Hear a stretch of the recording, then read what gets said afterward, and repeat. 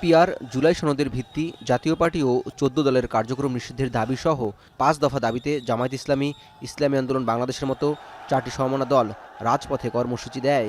রাজনৈতিক অঙ্গনে নতুন করে আলোচনা চলছে। জামায়াত বা তাদের সমমনারা এই আন্দোলন রাজনৈতিক অস্থিতিশীলতা সৃষ্টি করবে না দাবি করলেও একই সাথে ফ্যাসিবাদ বিরোধী আন্দোলন করা কিংবা জামায়াতের দীর্ঘদিনের জোটসঙ্গী বিএনপির দাবি এই মুহূর্তে এমন কর্মসূচির পেছনে রাজনৈতিক উদ্দেশ্য আছে।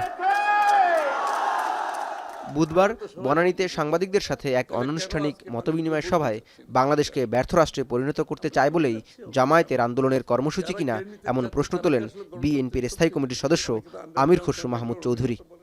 কোন শক্তি এখানে দেশকে একটা আবার অস্থিতিশীল পরিস্থিতিতে নিয়ে যাচ্ছে এবং এর মাধ্যমে আবার যেই শক্তি পালিয়ে গেছে, যাদেরকে বাংলাদেশের মানুষ উৎখাত করেছে, তাদের জন্য কি কোনো স্পেস ক্রিয়েট করা হচ্ছে কিনা, এটাও তো একটা প্রশ্ন আসতে পারে, তাই না?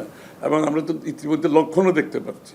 এ সময় তিনি সাংবাদিকদের প্রশ্ন উত্তরে আরও বলেন, জনগণ দেশের স্থিতিশীলতা চায়। যারা স্থিতিশীলতা চায় না তাদের রাজনৈতিক ভবিষ্যৎ জনগণই নির্ধারণ করবে। বাংলাদেশের জনগণ স্টেবিলিটি চায়।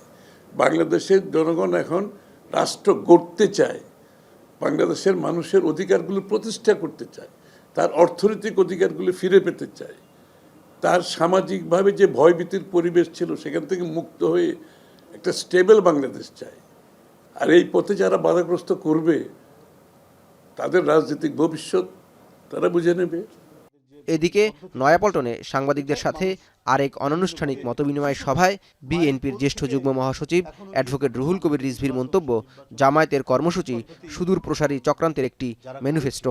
একটি শিশু জন্ম লাভ করে একেবারে হাঁটি হাঁটি পাপাও হলো না, হাঁটি হাঁটি পাপা করে হাঁটা চলাও শিখলো না, আপনি সেখান থেকে আবার পিআর আনুপাতিক নির্বাচনের ব্যবস্থা দিতে হবে, এই ধরনের পদ্ধতি প্রতিষ্ঠা করতে হবে, তা নাহলে নির্বাচনে যাওয়া যাবে না।